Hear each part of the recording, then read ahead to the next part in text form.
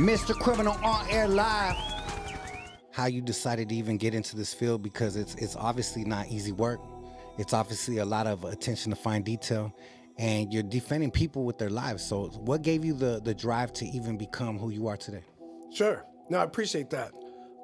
So first I want to give a shout out to public school, right? I was one of those, we called it mentally gifted minors. Now they call it GATE. Okay. But I had blessed teachers. I was blessed with good teachers, and I was with like special ed, but for the smart kids. Okay. Right? So we did a lot of creative stuff. We were able to discover things on our own. We weren't taught to the test like you see nowadays. So I'll give a shout out to my teachers. I'm a West Sider, Fairfax High. When I was there in Hollywood, it was the era of the musicians. Okay. So we had Slash. When I was 15, he was a senior. Damn, that's dope. And he used to perform. I remember one time he played like, the school outdoor, the stage. Yeah. So he was playing, but he was going like he was jamming, but he would find the time to go like that at the audience. Wow. He was already a rock star. That's dope. Right? Had a signature. And then, so Flea went to our high school too. So for me, as a Jewish guy in Hollywood, how can I be cool when you have that's cool, right? Yeah. Like real rock stars. Yeah. So that was like Rosenberg in high school. I was a member of every clique. That's dope. Right? So like the homies, I played ball. So no offense, but all the Negros knew Rosenberg. They called me Conan because my hair was long. And that's right. I used to wear kung fu, those articulated kung fu. I was a raider. I played like a raider, right? Got it. We had late hits. We had fights. So I grew up playing ball, but also smartest kid in the school. Hell yeah. So I've always had I had the respect. And, remember when we went to school, it was like, those were like the Bloods, right? Yeah. Those were the homies, right? So, but like I sometimes say as a joke, they taught me how to fight and they taught me how to dance, right? That's dope.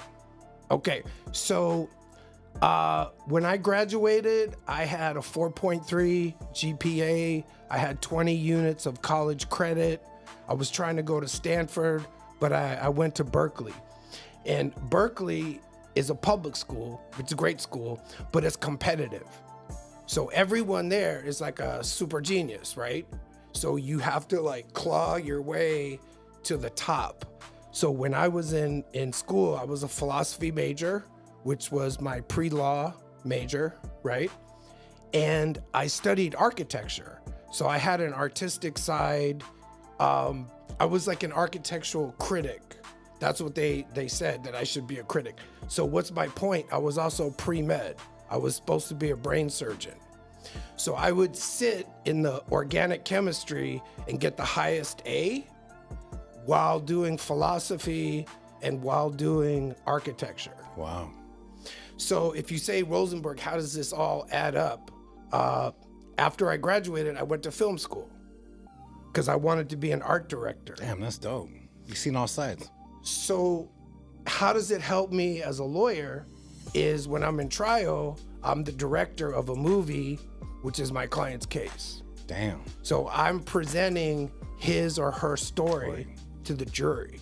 So that's how it kind of all comes together. Before law school, I was a community organizer in the high crime, low income neighborhood in San Francisco, the Tenderloin, pretty much like Skid Row. Mm-hmm. So, you step over needles.